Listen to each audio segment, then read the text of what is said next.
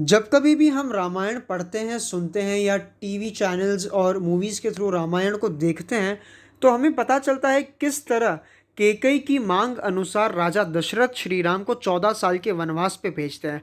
पर एक सवाल आता है कि 14 साल का ही वनवास श्री राम को क्यों मिला? क्यों 15 साल का नहीं, 10 साल का या 20 साल का नहीं? स्पेसिफिकली 14 साल का ही वनवास उन्हें क्यों दिया गया? इसके पीछे बहुत बड़ा एडमिनिस्ट्रेटिव रीज़न है। वो ये है कि त्रेता युग में ऐसा नियम था कि यदि कोई राजा या कोई युवराज 14 साल तक अपने राज्य से दूर रहता है, 14 साल तक सिंहासन पर नहीं विराजता है, तो वो राजा होने का अधिकार खो देता है, उसका राज्य अभिषेक नहीं किया जा सकता। इसी रीज़न को ध्यान में रखते हुए मंथरा जो है बहुत ही चतुराई से कैकेयी को भड़काती है और राजा दशरथ से श्री राम के 14 साल के वनवास की मांग करती है। तो एक और प्रश्न आता है कि यदि श्री राम 14 साल तक वनवास में थे, तो वापस अयोध्या लौटने के बाद उनका राज्य अभिषेक कैसे हुआ?